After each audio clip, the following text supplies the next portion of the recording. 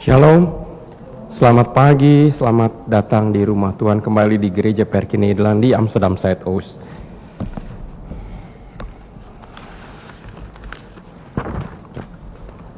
Atas nama Gereja Perkei Nederland di Amsterdam Zuidoost, kami mengucapkan selamat datang kepada jemaat sekalian dan juga untuk mereka yang baru pertama kali hadir dalam ibadah Gereja Perkei Nederland saat ini, maupun yang mengikuti siaran online di rumah masing-masing. Ibadah pada hari ini akan dipimpin oleh Bapak Pendeta Henry Sanjaya dan diiringi permainan musik oleh Bapak Mardikale dan tim Kantoria.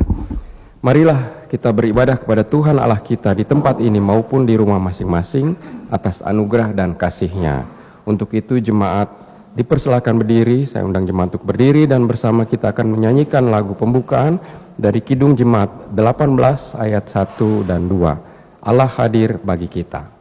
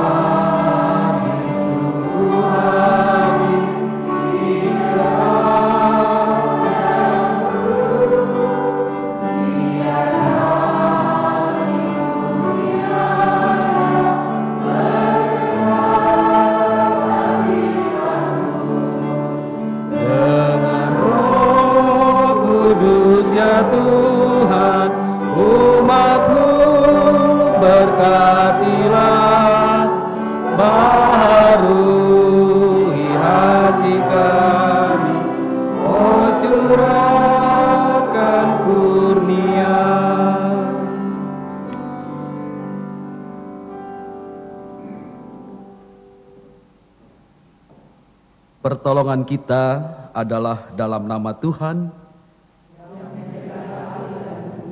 yang tetap setia untuk selama-lamanya. Kasih karunia dan damai sejahtera dari Allah Bapa kita dan dari Tuhan Yesus Kristus menyertai saudara sekalian. Silakan.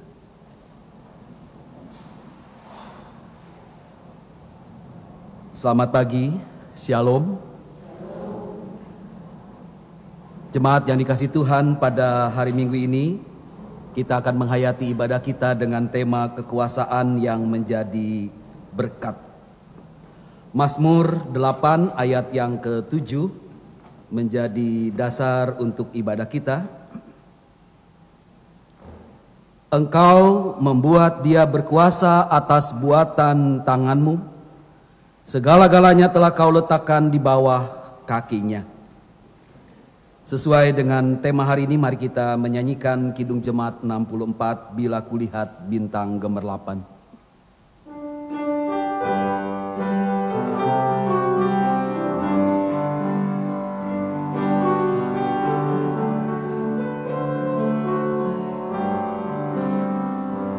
Bila kulihat bintang gemerlapan dan bunyi guru riuhku dengar, ya Tuhanku, tak putus aku heran melihat ciptaanmu yang besar.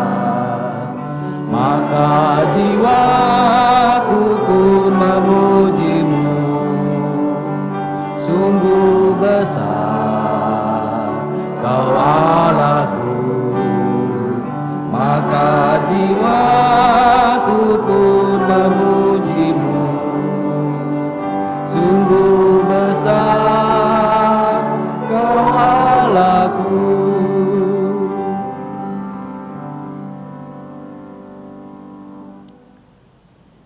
Marilah saudara-saudara dengan rasa sesal dan malu dan dengan segala kerendahan hati kita menghadap Tuhan di dalam doa kita mengakui bersama-sama akan dosa-dosa kita kepada Tuhan. Kita berdoa.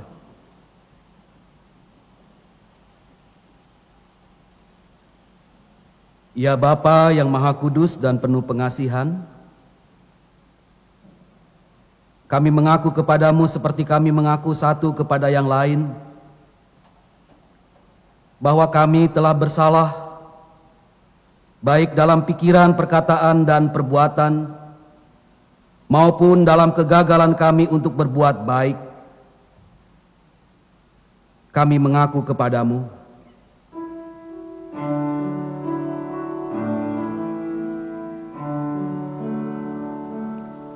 Tuhan kasihani kami, Kristus kasihani kami,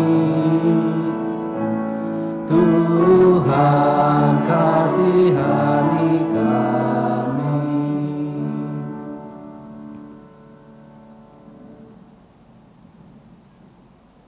Segala kekurangan kami sebagai orang percaya yang telah Engkau kuduskan di dunia ini, kelemahan iman dan ketidaksetiaan, ketertutupan dan ketidakjelasan dalam kesaksian, pelanggaran dan kelalaian, kami mengaku kepadamu. Tuhan kasihani kami, Kristus kasihani kami, Tuhan kasihani kami.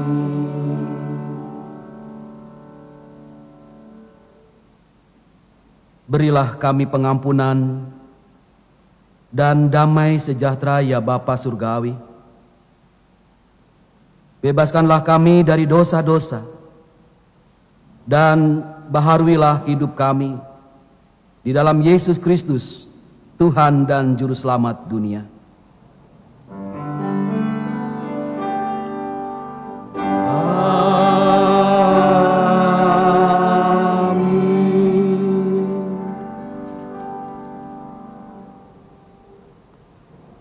Saudara-saudari, jika kita mengaku dosa kita, maka Tuhan adalah setia dan adil, sehingga Ia akan mengampuni segala salah dan dosa kita, dan menyucikan kita dari segala kejahatan.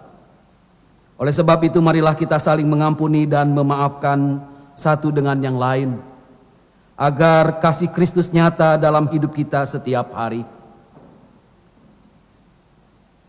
Kita akan menyambut firman Tuhan yang menjadi petunjuk hidup baru dengan berdiri. Roma 15 ayat yang pertama, inilah firman Tuhan yang menjadi petunjuk hidup baru bagi kita. Kita yang kuat wajib menanggung kelemahan orang yang tidak kuat. Dan jangan kita mencari kesenangan kita sendiri.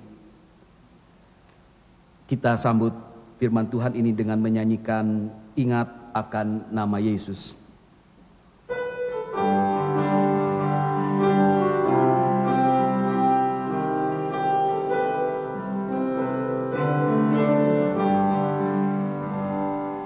Ingat akan nama Yesus, Kau yang susah dan sedih. Nama itu menghiburmu mana saja kau pergi. Indahlah namanya, pengharapan dunia. Indahlah namanya, suka surga yang bakal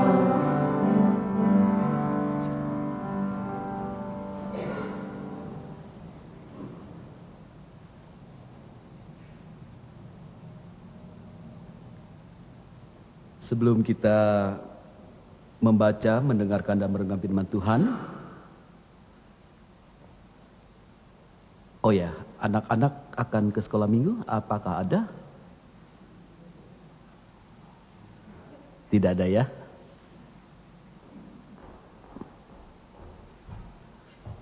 Om jangan pergi ke sekolah minggu, Om. Di sini saja. Mari jemaat Tuhan kita berdoa memohon Roh Kudus untuk menerangi pikiran kita dalam menyambut firman Tuhan. Kita berdoa.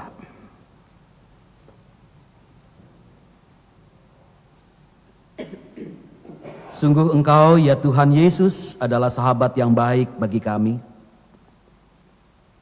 Engkau ya Tuhan adalah firman yang hidup, yang menerangi setiap langkah perjalanan hidup kami.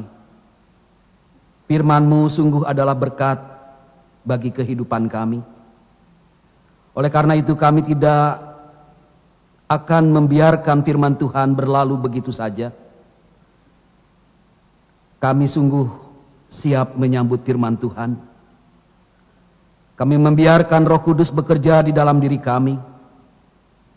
Dengan kuasa kasih Roh Kudus, maka firman Tuhan akan tertanam di dalam diri kami. Firman Tuhan akan bertumbuh, berakar kuat, berbunga, dan juga berbuah di dalam kehidupan kami. Ya Tuhan, berbicaralah. Kami anak-anak-Mu siap untuk mendengarkannya. Di dalam nama Tuhan kami Yesus Kristus, kami berdoa. Amin.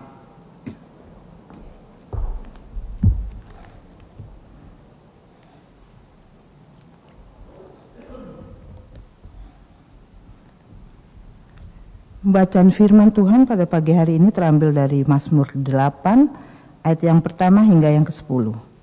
Demikianlah firman Tuhan. Ya Tuhan, Tuhan kami, betapa mulianya nama-Mu di seluruh bumi. Keagungan-Mu yang mengatasi langit dinyanyikan. Dari mulut bayi-bayi dan anak-anak yang menyusu, telah Kau letakkan dasar kekuatan karena lawan-Mu untuk membungkamkan musuh dan pendendam. Jika aku melihat langit-Mu, buatan jari-Mu, bulan dan bintang-bintang yang Kau tempatkan, apakah manusia sehingga Engkau mengingatnya? Apakah anak manusia sehingga Engkau mengindahkannya? Namun Engkau telah membuatnya hampir sama seperti Allah, dan telah memahkotainya dengan kemuliaan dan hormat. Engkau membuat dia berkuasa atas buatan tangan-Mu. Segala-galanya telah Kau letakkan di bawah kakinya. Kambing, domba dan lembu, sapi sekalian, juga binatang-binatang di padang, burung-burung di udara, dan ikan-ikan di laut, dan apa yang melintasi arus lautan. Ya Tuhan, Tuhan kami, betapa mulianya nama-Mu di seluruh bumi. Demikianlah firman Tuhan.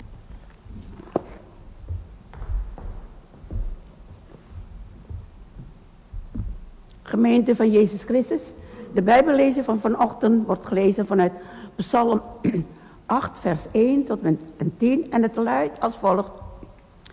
Heer, onze Heer, hoe machtig is uw naam op heel de aarde. U die aan de hemel uw luister toont met de stemmen van kinderen en zuigelingen, bouwt u een macht op tegen uw vijanden om hun wraak en verzet te breken. Zie ik de hemel, het werk van uw vingers, de maan en de sterren door u daar bevestigd. Wat is dan de sterveling dat u aan hem denkt, het mensenkind dat u naar hem omziet? U hebt hem bijna een God gemaakt, hem gekroond met glans en glorie, hem toevertrouwd het werk van uw handen en alles aan zijn voeten gelegd. Schapen, geiten, al het vee en ook de dieren van het veld, de vogels aan de hemel, de vissen in de zee en alles wat trekt over de wegen der zeeën. Heer, onze Heer, hoe machtig is uw naam op heel de aarde. Tot zover luidt de Bijbellezing. Berbahagialah setiap orang yang membaca, mendengarkan, dan memelihara firman Tuhan dalam kehidupan setiap hari. Haleluya. Haleluya. Haleluya. Haleluya.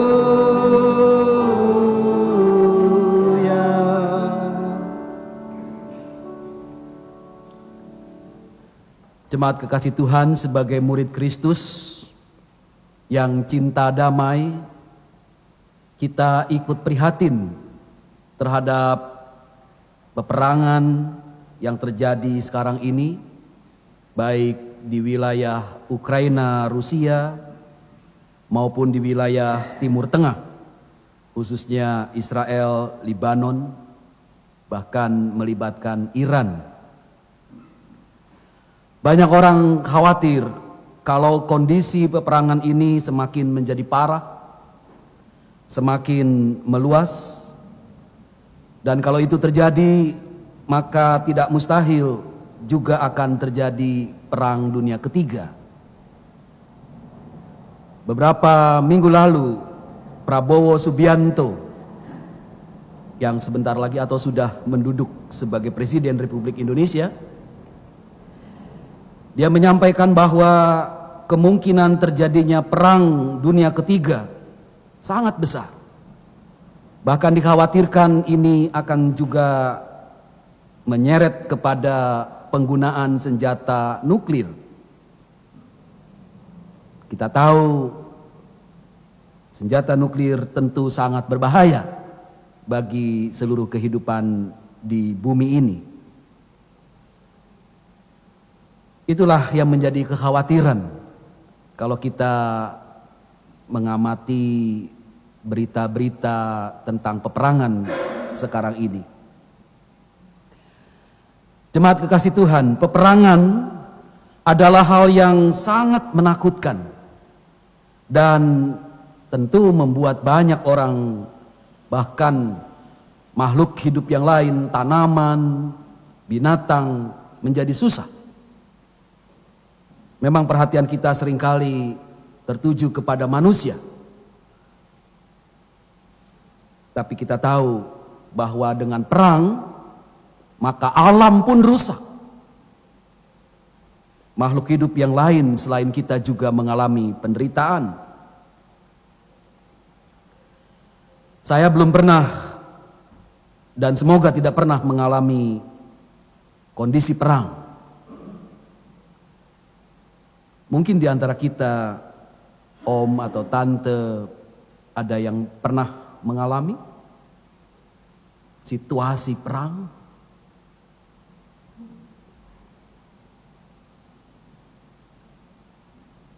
Ini adalah situasi yang menakutkan. Walaupun saya tidak pernah mengalami kondisi perang, saya pernah mengalami satu situasi perselisihan yang melibatkan banyak orang, perselisihan antara masyarakat dan keluarga kami. Dalam hal ini, papa, mama, dan anak-anaknya. Saya anak terbesar, saya masih remaja pada waktu itu. Inilah yang mau saya bagikan. Satu kondisi yang kami alami. Pada waktu itu tahun 1980-an, beberapa tokoh agama mayoritas di lingkungan kami tinggal di Cikampek, Karawang, Jawa Barat. Tokoh-tokoh agama di situ menuduh kami sekeluarga adalah misionaris Kristen. Bahkan dituduh sebagai misionaris dari Belanda. Padahal tidak ada potongan orang Belanda. Tuduhan itu disebarkan oleh mereka, tokoh-tokoh agama ini, setelah ada 2 keluarga di sekitar wilayah kami. Satu keluarga tokoh agama, seorang ustadz. Satu lagi keluarga biasa, dua keluarga ini masuk Kristen.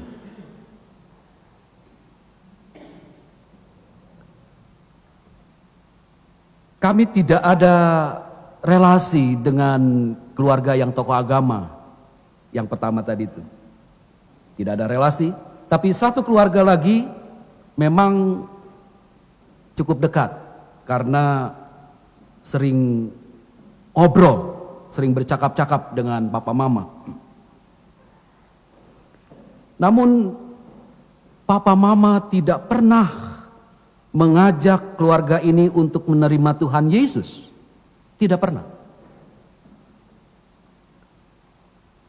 Tidak pernah juga mengundang untuk datang ke gereja. Jadi obrolan hanya tetangga saja. Dua keluarga yang menjadi Kristen itu, mereka menjadi Kristen karena keputusan sendiri.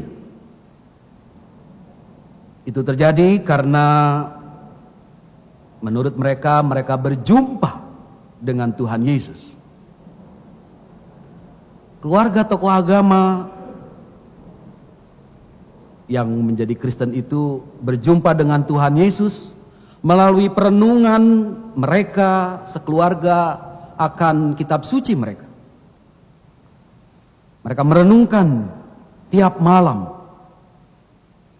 Lalu disitulah terjadi perjumpaan dengan Yesus yang membuat mereka kemudian menjadi murid Yesus.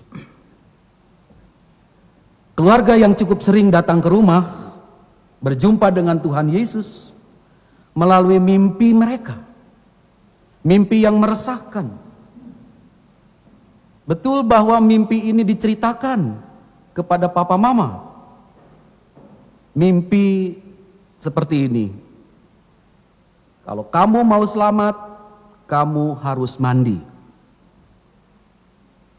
Mimpi seperti ini meresahkan keluarga ini. Lalu datanglah ke keluarga kami, bertanya kira-kira apa artinya. Ya, dengan latar belakang sebagai murid Kristus, mandi itu tidak lain adalah baptis. Ya, kami menjelaskan seperti itu. Maksudnya papa mama. Apa adanya. Tapi tidak pernah bahwa kemudian karena itu harus jadi Kristen, tidak. Tapi itulah yang kemudian membuat keluarga ini berpikir, bergumul, dan akhirnya memutuskan untuk menjadi Kristen. Jadi kesimpulannya, papa mama tidak melakukan kristenisasi sebetulnya. Namun tuduhan yang tersebar luas di wilayah kami itu begitu kuat bahwa kami adalah misionaris dari Belanda. Ini yang membuat tetangga-tetangga yang sebelumnya bersahabat menjadi sangat marah, memusuhi kami. Lalu sampai pada satu kali terjadilah penyerbuan ke rumah. Ada yang berteriak dengan kata-kata yang kasar, rasis.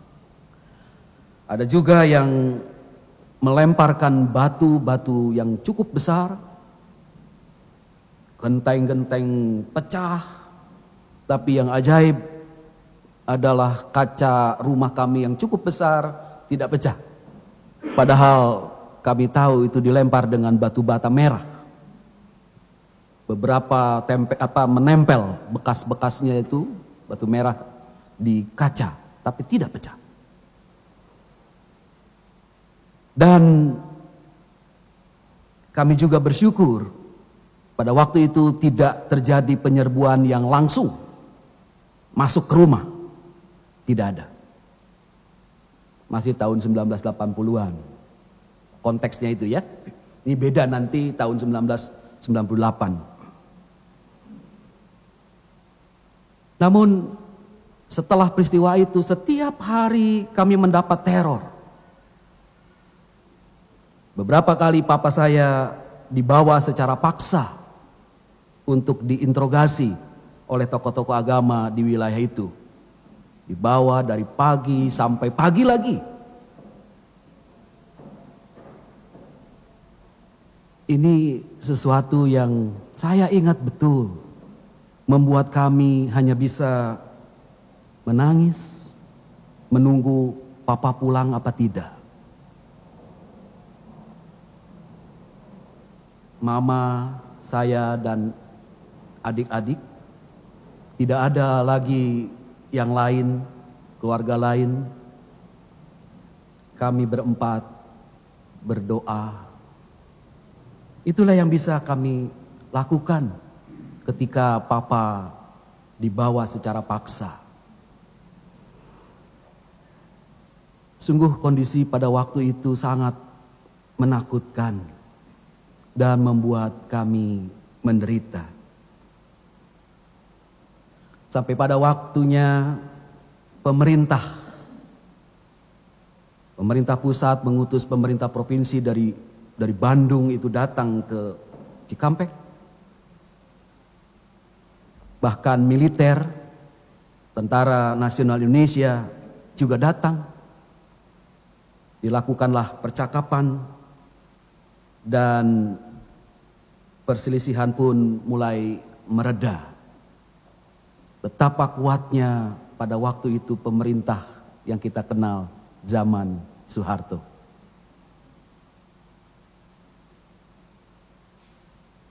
Setelah menjalani pemeriksaan, tetap pemeriksaan ada. Semua buku-buku Kristen, kaset-kaset rohani, semua disita. Dijadikan barang bukti apakah betul keluarga ini misionaris. Sampai pada akhirnya muncul keputusan bahwa segala tuduhan itu tidak benar, tidak terbukti.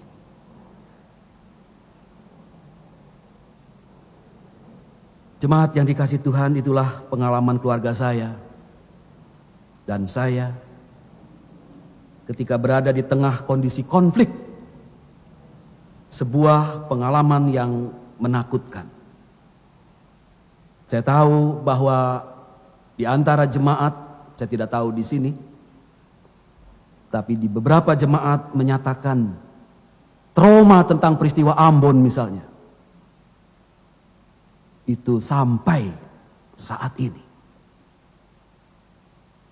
Karena keluarga ini mengalami langsung di wilayah konflik.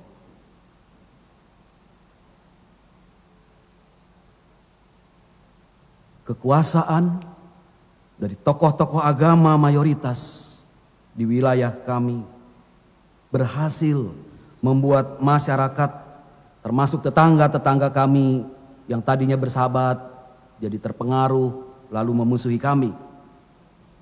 Kekuasaan inilah yang bisa mempengaruhi sesuatu yang baik menjadi buruk. Namun juga kekuasaan, dalam hal ini kekuasaan pemerintah. Pada waktu itu melalui pengadilan dan militer dapat membuat suasana yang buruk menjadi baik.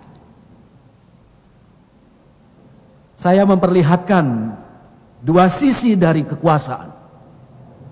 Bahwa kekuasaan itu yang satu bisa menimbulkan keburukan, kejahatan, kekerasan, kematian.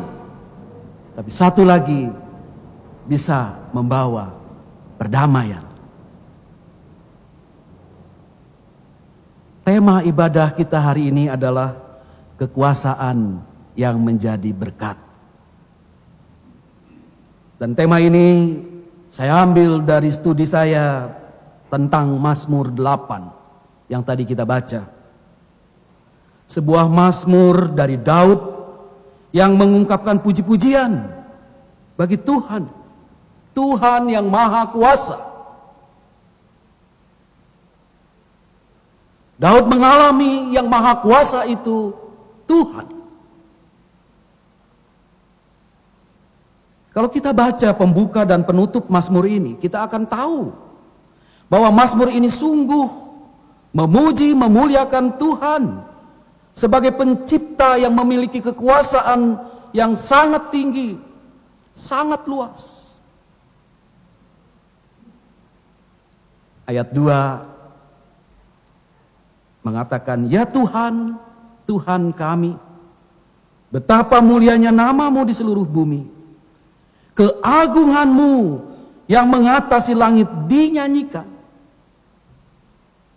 Lalu ayat 10 sebagai penutup, "Ya Tuhan, Tuhan kami, betapa mulianya nama-Mu di seluruh bumi." Dengan pembuka dan penutup seperti ini, kita dapat menyimpulkan bahwa Daud, penulis Mazmur ini, percaya bahwa kekuasaan yang paling tinggi yang mengatasi langit itu hanya ada pada Tuhan. Dan kekuasaan di tangan Tuhan itu bagi Daud adalah berkat, selalu menjadi berkat bagi seluruh ciptaannya. Nanti baca lagi, berulang kali kita akan merasakan kekuasaan Tuhan itu selalu menjadi berkat.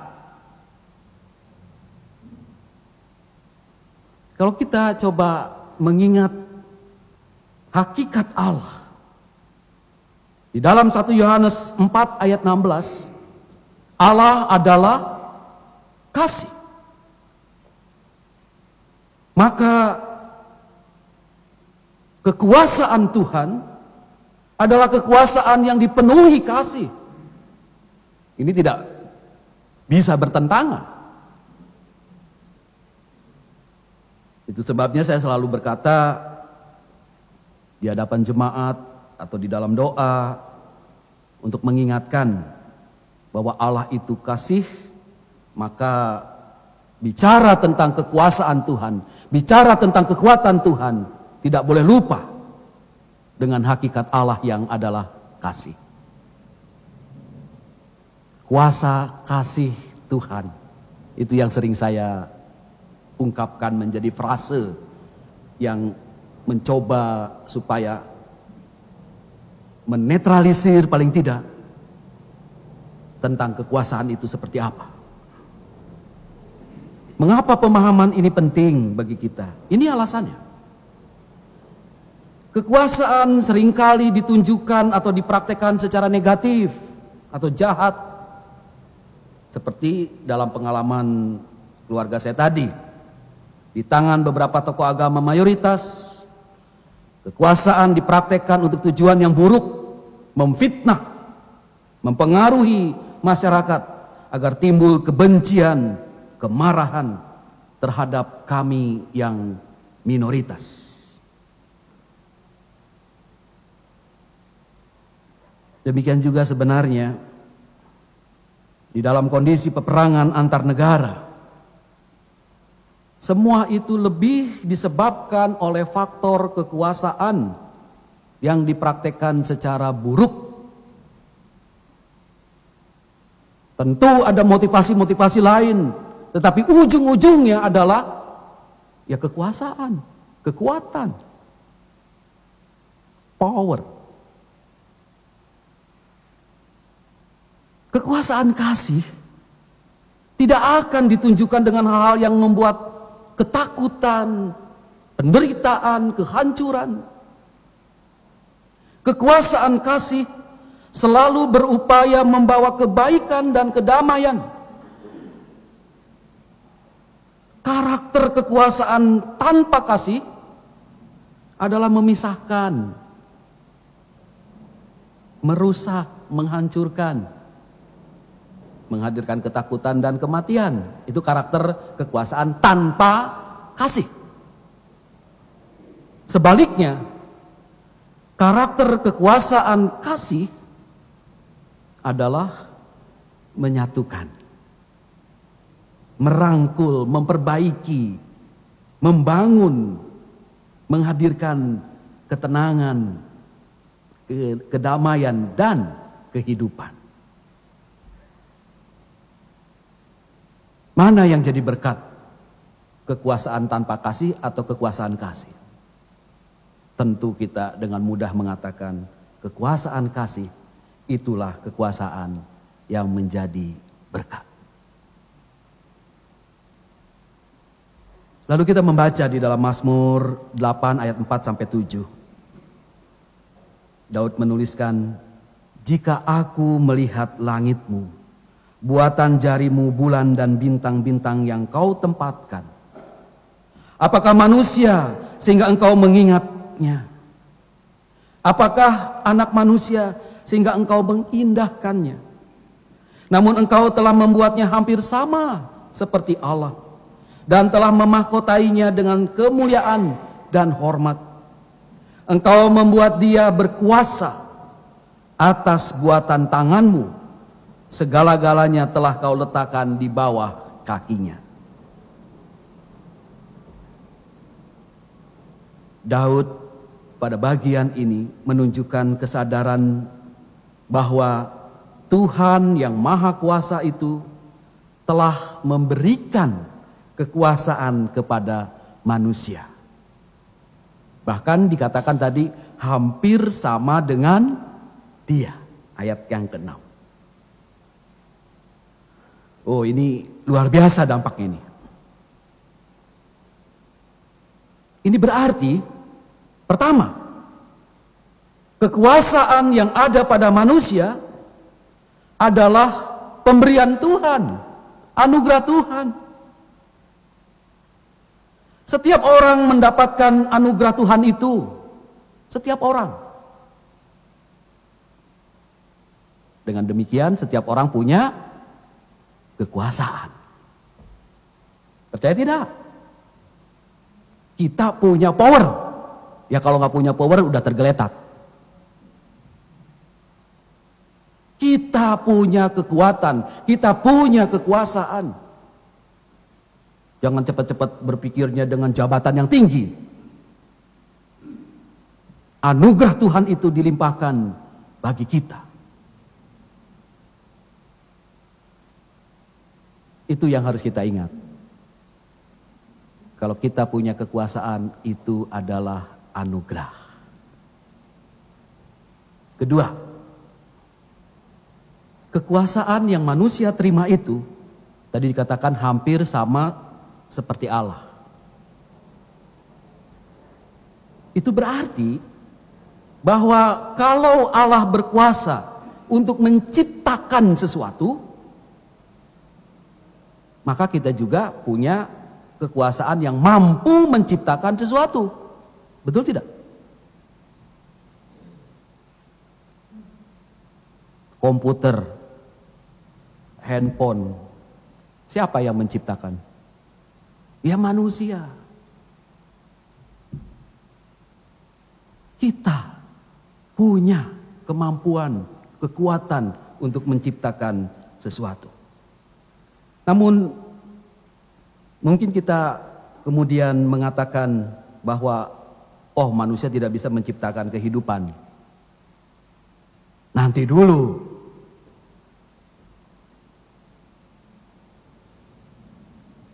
Manusia bisa menciptakan kehidupan zaman sekarang ini. Ada yang beda dengan Tuhan, tentu saja. Oleh karena itu dikatakan hampir sama. Hampir sama itu berarti tidak sama dengan.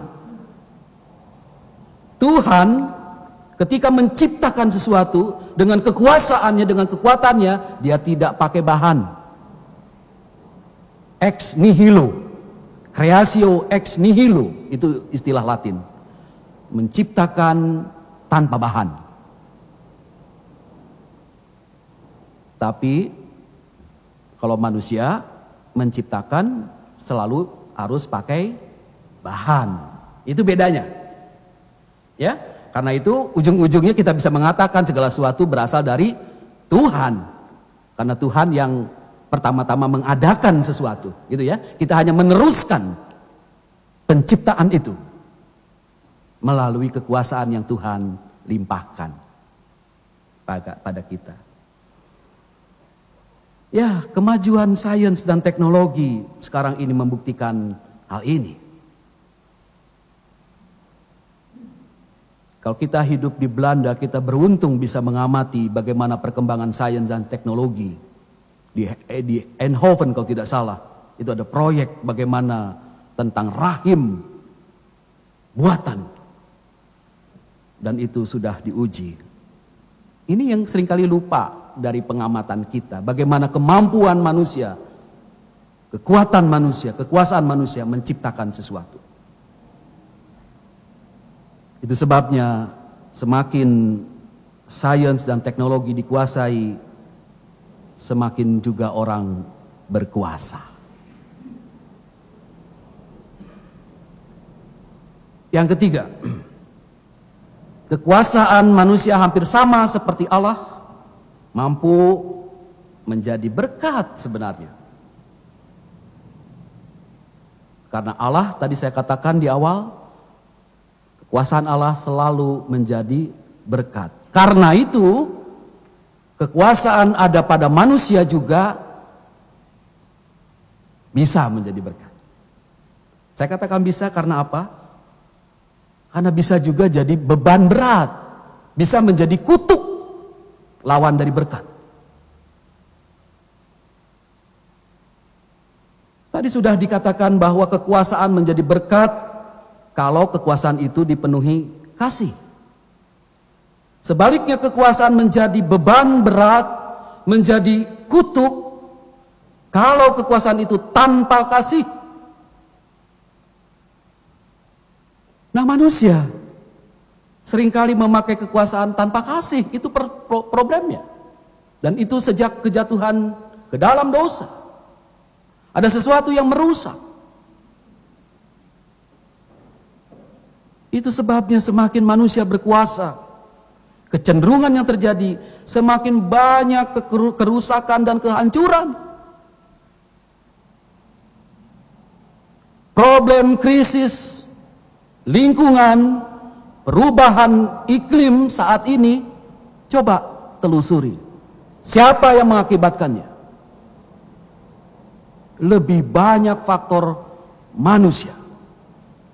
Setelah masa revolusi industri.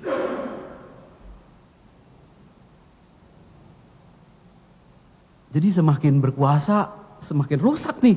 Ya, ini problem. Saat ini, jemaat yang dikasihi Tuhan, kita tentu tidak ingin kehidupan kita dan dunia kita ini rusak dan hancur. Kita ingin kehidupan kita dan dunia ini dipenuhi shalom, damai sejahtera. Maka mari kita dengarkan dan praktekkan pesan dari Mazmur 8 ini. Ingat bahwa kekuasaan yang kita miliki, kekuatan yang kita miliki adalah anugerah Tuhan. Itu yang membuat kita eling. Eling, paham ya? Sadar, tahu diri. Kita ini bukan siapa-siapa tanpa anugerah Tuhan. Seberapapun hebatnya kita, seberapapun kuatnya kita, toh ujung-ujungnya kita akan menjadi debu.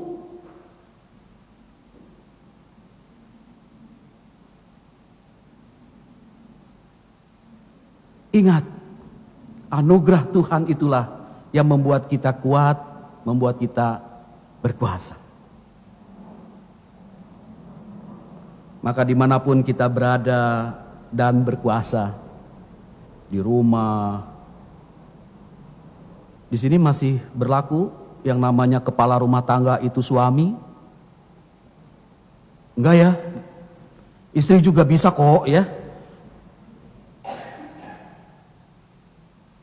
Siapapun yang berkuasa di keluarga, ingat semua itu anugerah, begitu ya. Di kampus, tempat bekerja, di gereja, ya, di gereja juga sama. Ini pendeta nih, ya. Waduh, punya power ya. Di tahbis loh. Tahbis itu Wah, kalau Bapak Ibu, Om Tante lihat foto saya waktu penabisan banyak pendeta. Ini bukan untuk menyombongkan diri ya. Hanya untuk menunjukkan memang pendeta itu powernya memang anugerah Tuhan, punya kemampuan yang ya memang karena Tuhan gitu ya. Sehingga dia punya power. Lalu dikatakan ya, kan ada majelis jemaat lebih berkuasa lagi. Nah loh, pendetanya jadi turun gitu ya. Lebih berkuasa lagi majelis jemaat gitu ya. Ini pakai sistem presbyterial ya, seperti GPN ini presbyterial ya Om Norman ya. Karena GPIB gitu ya, GPIB, GKI, presbyterial ya.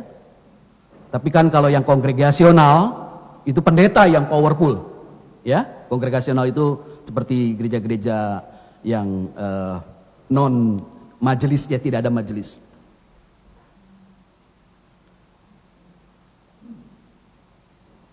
Majelis jemaat yang punya power, lalu pengurus dan seterusnya ya, kita bisa melanjutkan dimanapun ada kekuasaan di sana. Nah biarlah kita akan mengingat bahwa kekuasaan itu berasal dari Tuhan saja. Saya selalu berdoa supaya tetap eling dengan apa yang Tuhan karuniakan, yaitu kekuasaan. Dengan ingatan seperti itu, kemudian kita memakai kekuasaan untuk menjadi berkat. Berkat bagi orang lain, berkat bagi ciptaan Tuhan yang lain. Kita tidak sesuka hati atau secara sembarangan karena mentang-mentang berkuasa memperlakukan orang lain, memperlakukan binatang misalnya ya, atau tumbuh-tumbuhan, tidak sesuka hati kita karena kita berkuasa, karena kita kuat. Namun kita selalu mau menyertakan kasih di dalam kekuasaan. Dengan begitu, kalau kita berperan sebagai orang tua di dalam kehidupan keluarga yang punya kuasa terhadap anak-anak, terutama anak-anak yang kecil ya. Kalau anak-anaknya sudah besar, sudah bekerja, anak-anak yang giliran berkuasa. Betul ya? Saya dibisiki begitu ya. Pak Henry, di Belanda ini anak yang berkuasa gitu. Wah, berarti anaknya yang bawa papa mamanya ke Belanda. Ya. Siapapun dalam keluarga, maka kuasa kasihlah yang harusnya kita nyatakan. Orang tua terhadap anak-anak terhadap orang tua. Kalau kita berperan sebagai guru, dosen, manajer, penatua, pendeta, pemimpin kelompok, dan seterusnya. Pemimpin paduan suara, ya. Semua. Ketika berkuasa, pakailah kuasa itu, kekuatan itu dengan kasih. Dan terakhir, ingat prinsip firman Tuhan yang disampaikan Rasul Paulus kepada setiap pengikut Kristus, termasuk kita. Roma 15 ayat yang pertama. Bahasa Belanda di situ ya. Kita yang kuat boleh diganti. Kita yang berkuasa wajib menanggung kelemahan orang yang tidak kuat. Dan jangan kita mencari kesenangan kita sendiri. Amin. Saya percaya jika firman Tuhan ini kita praktekkan, kehidupan kita dan dunia di sekitar kita akan menjadi baik. Sebab kita percaya, di mana kekuasaan menjadi berkat, di situ Roh Allah bekerja. Roh Allah yang akan membaharui kehidupan kita. Terpujilah nama Tuhan dari sekarang sampai selamanya. Amin.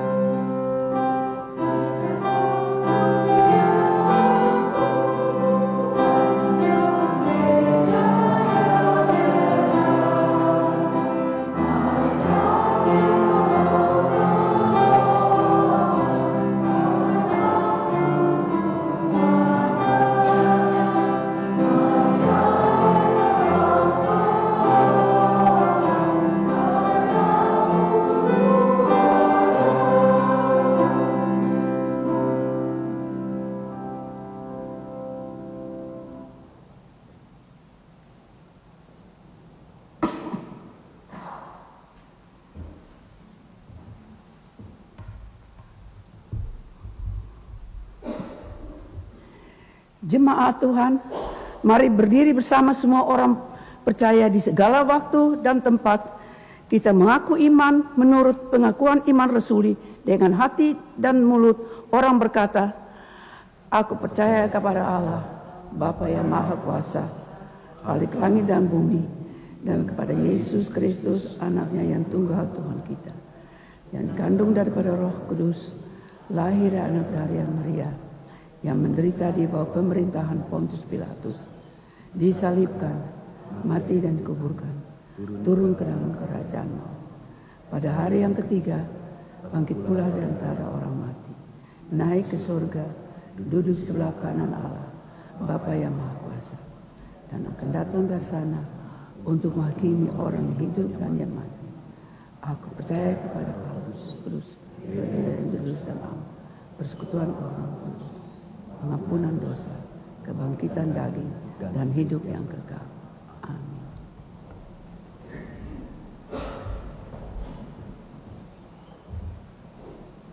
Marilah kita menaikkan doa syafaat, diakhiri dengan doa Bapa kami bersama-sama.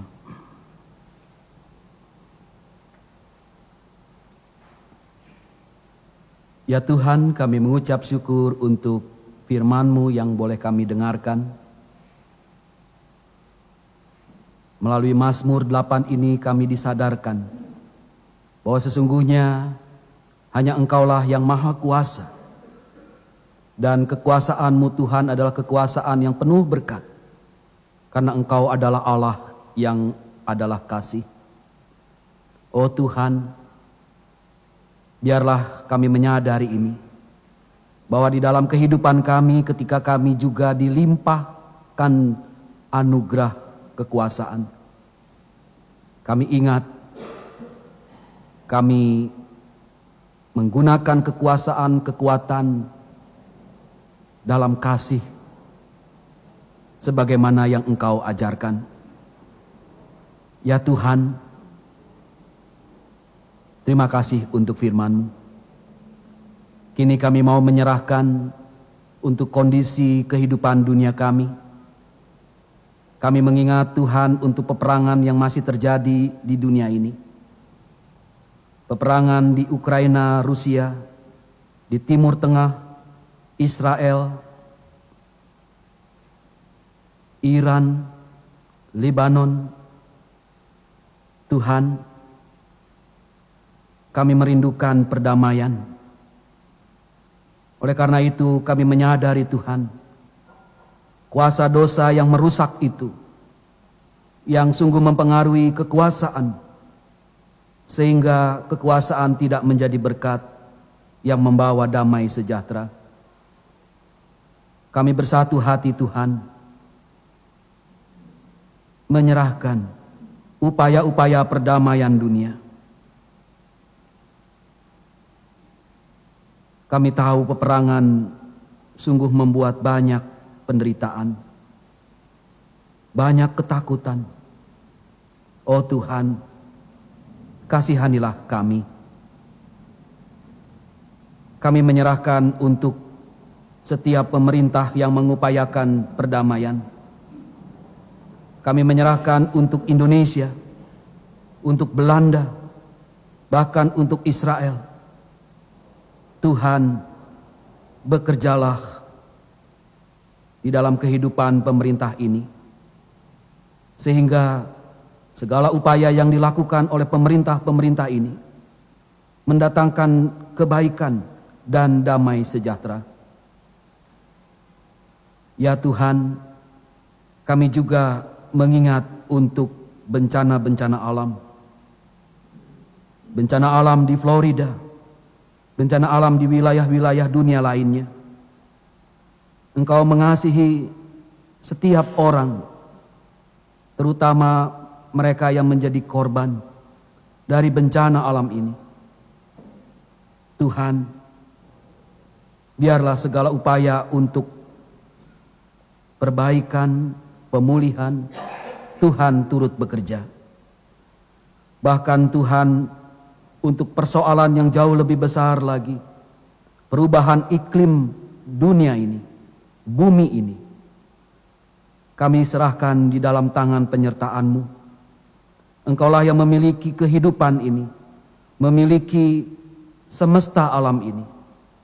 Engkau turut bekerja Tuhan bagi pemulihan bumi ini. Ya Tuhan, kami menyerahkan untuk kehidupan gereja-Mu.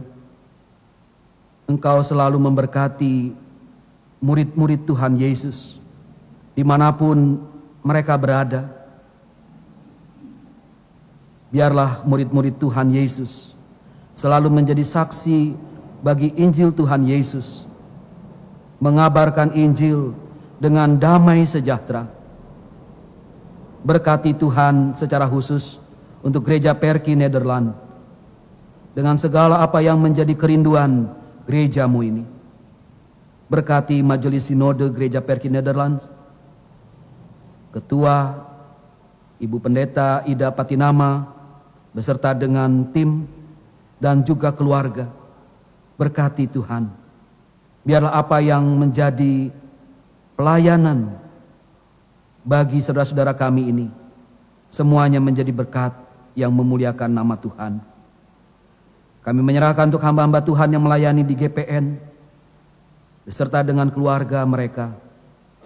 Engkau Tuhan memberkati. Kami menyerahkan untuk majelis jemaat lokal, Tuhan, khususnya untuk GPN Amsterdam Zuidoost ini. Berkati segala kerinduan majelis jemaat di sini. Juga GPN Almere, Arnhem Gelderland, Voorburg, Zwolle. Berkati Tuhan jemaat-jemaat ini.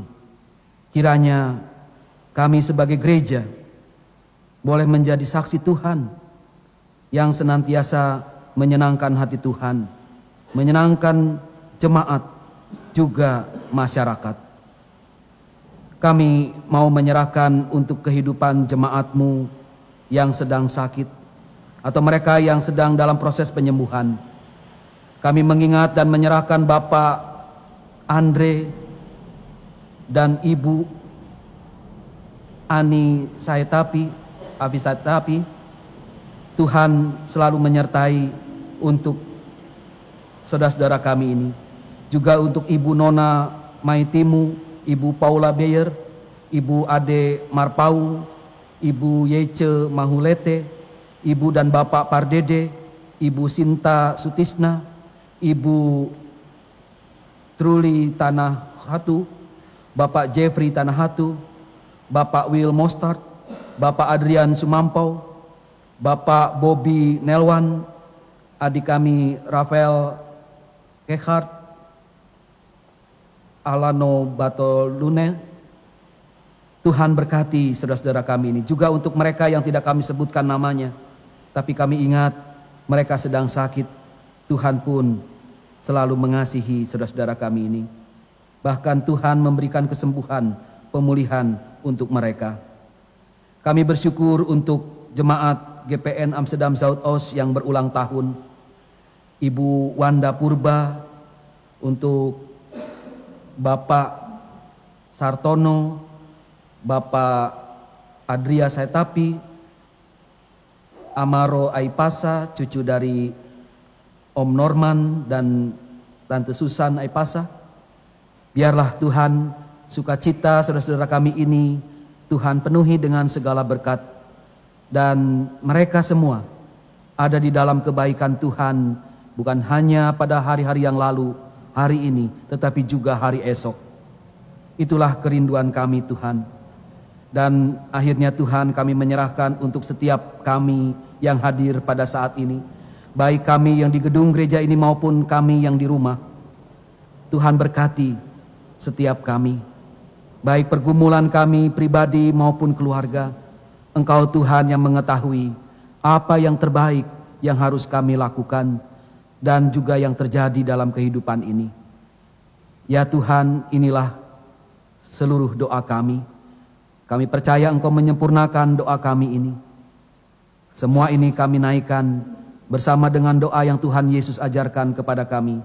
Bapa kami yang di surga, dikuduskanlah namamu, datanglah kerajaanmu, jadilah kehendak-Mu di bumi seperti di surga. Berikanlah kami pada hari ini makanan kami yang secukupnya, dan ampunilah kami akan kesalahan kami, seperti kami juga mengampuni orang yang bersalah kepada kami. Dan janganlah membawa kami ke dalam pencobaan, tetapi lepaskanlah kami dari yang jahat. Karena Engkaulah yang punya kerajaan dan kuasa dan kemuliaan sampai selama-lamanya. Amin.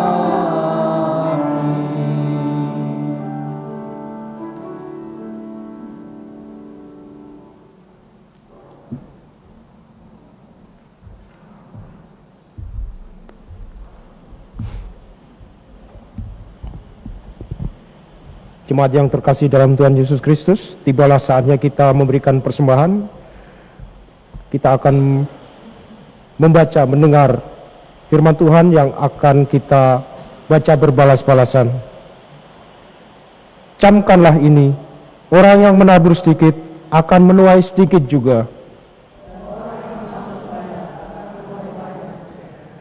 Hendaklah masing-masing memberikan menurut kerelaan hatinya.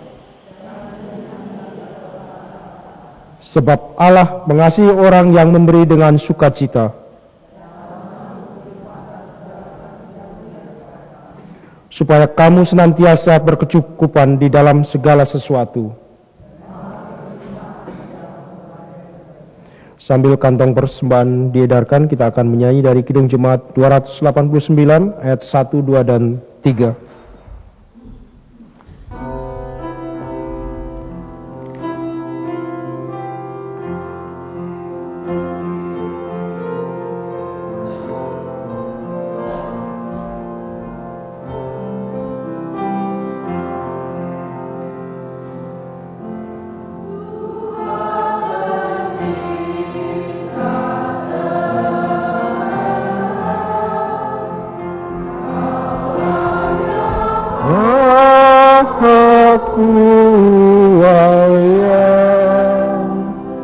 Sungguh besar karunia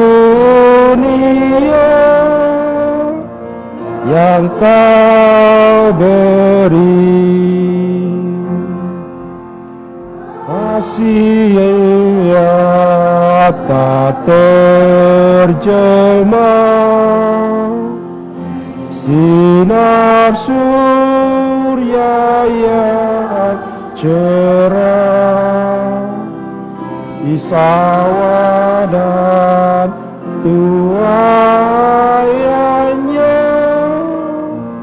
yang Kau beri. Puji syukur terimalah atas berkat anugerah di rumah yang sejahtera yang Kau beri. Marilah kita doakan persembahan yang telah kita berikan secara bersama-sama. Sekarang ya Allah kami bersyukur kepadamu dan memuji nama-Mu yang agung itu. Sebab siapakah kami sehingga kami mampu memberikan persembahan sukarela seperti ini? Sebab daripadamu-lah segala-galanya, dan dari tangan-Mu sendirilah persembahan yang kami berikan kepadamu. Ya Tuhan, terimalah syukur hati kami yang kami persembahkan dalam nama Yesus, Tuhan kami, yang adalah sumber hidup dan berkat. Amin.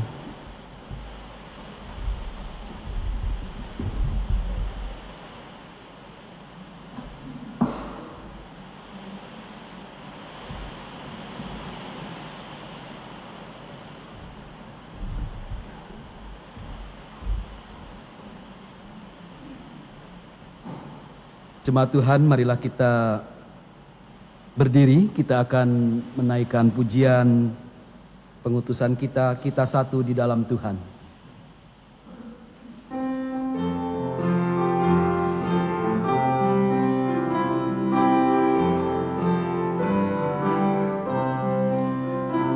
Tuhan selalu memelihara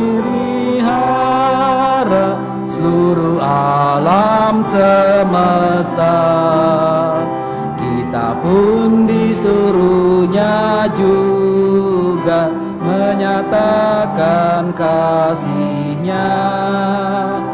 Kita pun disuruhnya juga menyatakan kasih-Nya.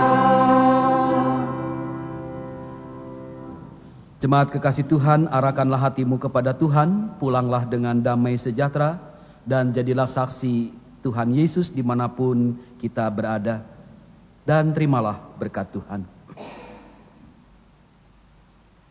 Tuhan memberkati engkau dan melindungi engkau. Tuhan menyinari engkau dengan wajah-Nya dan memberi engkau kasih karunia. Tuhan menghadapkan wajah-Nya kepadamu dan memberi engkau damai sejahtera. Amin.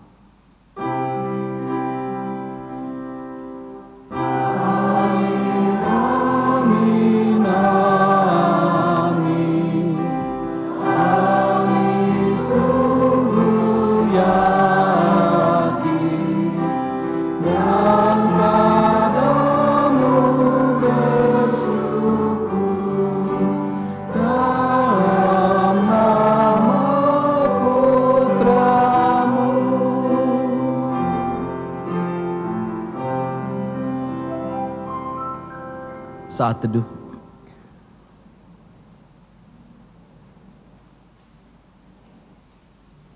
Amin.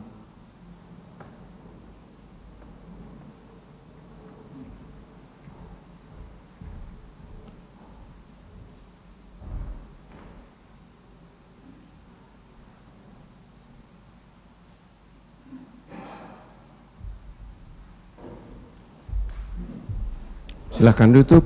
Hatu Masjidten akan dibacakan warta jemaat pada hari ini tanggal 6 Oktober 2024. Pertama-tama atas nama Majelis dan Jemaat Gereja Perki Nederland di Amsterdam Zuidoost, kami mengucapkan terima kasih kepada Bapak Pendeta Henry Senjaya yang telah memimpin ibadah pada hari ini.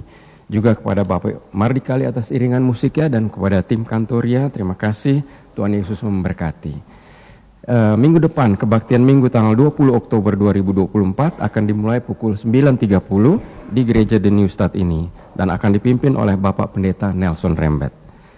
Kemudian sesudah kebaktian bersama ini kami mengundang Anda sekalian, seusai kebaktian tanggal 20 Oktober tersebut akan diadakan hari informasi, Infodah, untuk membahas evaluasi kuartal ketiga yang lalu dan perencanaan periode yang akan datang di gedung ini, The New Start, kamar nomor 2, pada pukul 11 sampai dengan selesai. Dan bersama ini juga diberitahukan kembali bahwa Gereja Perki Nederland, GPN, kita sendiri sudah mempunyai website. Online dapat dilihat di websitenya Gereja Perki Nederland PNL. Dikelola oleh Sekretariat Sinode Nederland dan Bapak Jeffrey Tanahatu. Hari ini beliau tidak hadir. Bersama ini juga diberitahukan bahwa Bapak Jeffrey Tanahatu akan membantu tugas sekretariat kita Gereja Perki Nederland Amsterdam Zuidoost dalam menjalankan tugas sekretariat. Kemudian kolekte yang terkumpul pada kebaktian Minggu 6 Oktober minggu lalu adalah sebesar €278,50. Terima kasih, Tuhan Yesus memberkati. Dan seperti biasa Gereja Perki Nederland di Amsterdam Zuidoost bekerja sama dengan Program Biro Amsterdam Zuidoost, kita mengkoordinir acara masakan Indonesia untuk penduduk setempat yang diselenggarakan setiap hari Jumat sore pukul 5 sore sampai dengan setengah 8 di Buurthuis Heijn, alamat Wisseloord 83 Amsterdam Zuidoost. Diharapkan kedatangan Bapak Ibu sekalian. Sekian pengumuman untuk hari Minggu ini, Tuhan Yesus memberkati. Selamat hari Minggu.